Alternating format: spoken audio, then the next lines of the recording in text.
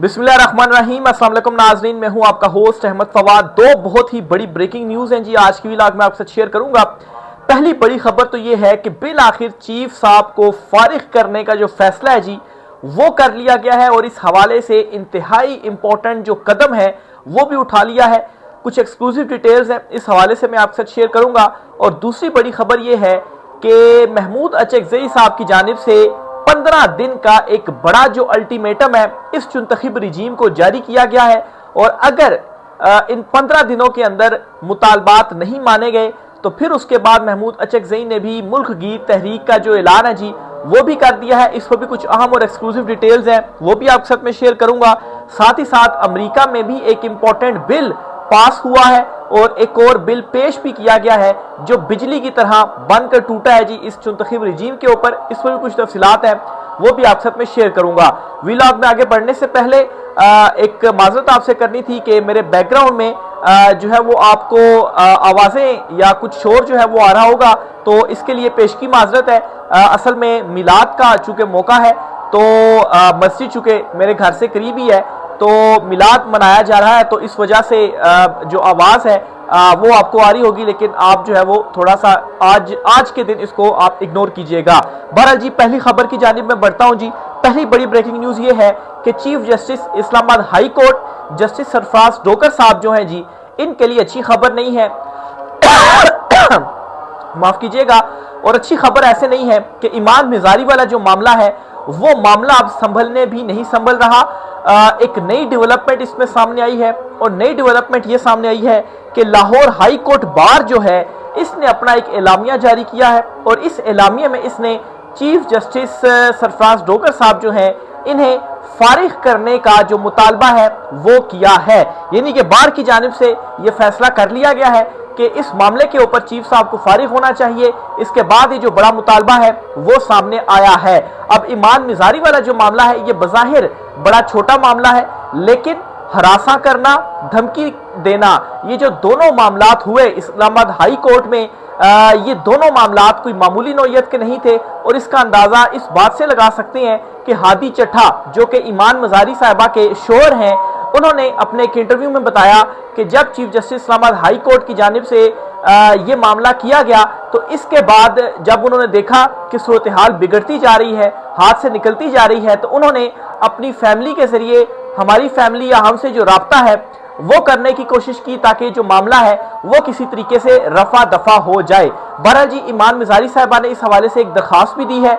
Last vlog में भी मैं आपको रिपोर्ट कर चुका हूँ जी, जिसमें कहा गया है कि 11 सितंबर 9 से लेकर 11 बजे तक की जो अदालत की वीडियो है, सीसीटीवी फुटेज है, उसको जो है वो महफूज कर लिया जाए। क्योंकि गालबन इस तरह से होता होगा कि जो प्रोसीडिंग्स पुरानी होती हैं तो ज़ाहिर सी बात इतना बड़ा डेटा तो डेली का नहीं रखा जा सकता होगा, तो पिछला डेटा उड़ा दिया जाता होगा।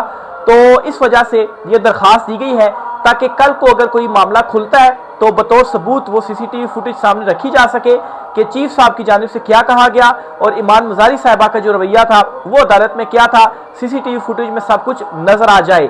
क्योंकि चीफ जस्टिस सरफराज डोगर साहब जो हैं इन्होंने 11 सितंबर से अगले दिन 12 सितंबर को अपने ही उस मामले से सारा यूटर्न लिया और कहा जी कि मैंने तो इस तरह से जो बात है वो नहीं की थी या मैंने ये जो अल्फाज है वो नहीं कहे थे। तो बहरहाल जी, अब जो मुतालबा है लाहौर हाई कोर्ट बार का, इसी तरह से बलूचिस्तान बार और दीगर जो बार्स हैं जी, उनकी जानिब से भी ईमान मिजारी साहिबा जो हैं उनके साथ वो खड़े हुए हैं, मामले की उन्होंने मजम्मत की है। इसके साथ ही कुछ खवातीन जो वकला हैं उन्होंने भी 31 वकला खवातीन, उन्होंने भी तमाम ने अपने दस्तखत के साथ जो है वो इस मामले की जो मजम्मत है वो की है और ईमान मिजारी साहिबा के साथ इस मामले में वो खड़ी हुई हैं। बहरहाल जो एलामिया जारी हुआ है उसके कुछ पॉइंट्स आपके सामने मैं रख देता हूं जी। लाहौर हाई कोर्ट बार ने चीफ जस्टिस सरफराज डोगर को ओहदे से फारिग करने का मुतालबा कर दिया। ईमान मिजारी चीफ जस्टिस सरफराज डोगर की अदालत में पेश होने गई थी, दीदार करवाने नहीं गई। जस्टिस डोगर का रवैया आमराना और कोड ऑफ कंडक्ट की सरीहन खिलाफ वर्जी है। ये सदर high court bar association Malik Asif Naswana जो हैं उनकी जानिब से ये जो एलामिया है जी वो जारी किया गया। बहरहाल इसको एक और एंगल से भी देखा जा रहा है और एक और एंगल इसका ये है कि एक मरतबा फिर से जो बार्स हैं उनके जो इलेक्शंस हैं वो कुछ ही महीनों के बाद होने जा रहे हैं।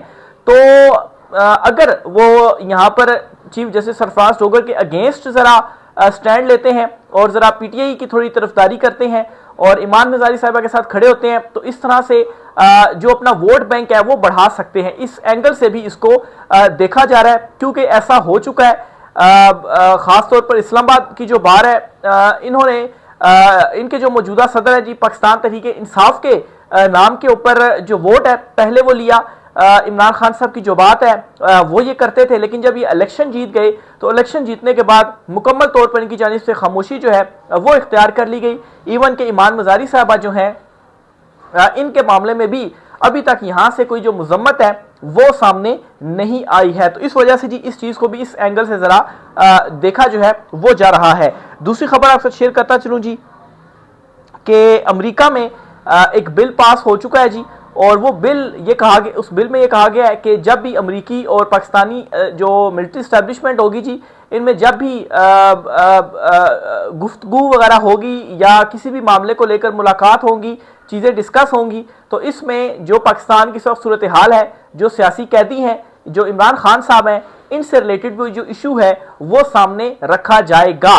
उस मामले के ऊपर भी जो डिस्कशन है वो होगी। और इसी तरह से एक और बिल जो है वो आज अमेरिका में सामने आया है। इस बिल की जो डिटेल्स हैं वो भी मैं आपके सामने रखना चलूँ जी। तो अमेरिकी कांग्रेस में पैक की कोशिशों से एक और बिल पेश हुआ है, और इस बिल में पाकिस्तान में जमहूरियत का कत्ल और इंसानी हकूक की खिलाफ वर्जी करने वालों की निशानदेही जो है वो ये करेगा। मतलब बिल में पास किया जाएगा कि कोई वफ्द होगा या कोई भी होगा वो निशानदेही करेगा। फिर उसके बाद अमेरिका में एक ही हफ्ते में ये दूसरा जो बिल है वो कांग्रेस में पेश किया गया है, जो पाकिस्तान में जारी जबर के खिलाफ है। तो ये जी एक दूसरी बड़ी जो डेवलपमेंट है या दूसरा बड़ा जो बिल है वो अमेरिका की तरफ से सामने आ रहा है, अमेरिकी कांग्रेस में सामने आ रहा है। इससे पहले एक और जो विल्सन का जो बिल है वो अभी तक पेंडिंग है, उसमें चूंकि 180 दिन होते हैं तो अभी थोड़ा सा टाइम जो है वो है, लेकिन वो भी अब बहुत करीब आ चुका हुआ मामला। तो वो बिल भी है और वो बिल सबसे ज़्यादा सख्त है, और उस बिल के अंदर तो जो ताकतवर शख्सियात हैं उनके ऊपर पाबंदी के हवाले से भी लिखा गया। और अगर वो बिल पास हो जाता है तो फिर तो मतलब है कि एक थरथरी मच जाएगी। ऊपर से जो खिते की सूरत हाल है, खास तौर पर अब बांग्लादेश के बाद जो नेपाल है, वहां पर जिस तरीके से अवाम सड़कों पर आई, जो अशराफिया थी, जो हुकूमत थी, उनके अगेंस्ट इस तरह से सड़कों के ऊपर वो आए, तो उस इनकलाब से यहाँ पर भी जो ताकतवर हल्के हैं जी, वो ज़रा हलचल उधर मची हुई है कि इस तर्ज का कोई जो मामला है वो पाकिस्तान में ना हो जाए। क्यों? क्योंकि जो सूरत हाल नेपाल की है, आप ये कह सकते हैं जी कि पाकिस्तान में उससे भी ज़्यादा बुरी सूरत हाल है, क्योंकि यहाँ पर तो माशी तौर पर भी आप स्टेबल नहीं है, मुल्क में महंगाई और बेरोजगारी बढ़ती जा रही है, जो कुदरती आफत एक आई हुई है सैलाब की, सैलाब सदगान की भी उस तरह से इमदाद नहीं की जा पा रही, बल्कि अपनी तशहीर जो है उसको प्रेफरेंस दी जा रही है। मैं वो एक देख रहा था कि सैलाब सदगान को एक पैकेट जो है वो मरियम नवाज हुकूमत जो है इनकी जानिब से दिया जा रहा है। खैर वो जो पैकेट है वो टैक्स पेयर के पैसे से ही वो दिया जा रहा है, कोई अपनी जेब से मरियम नवाज नहीं दे रही।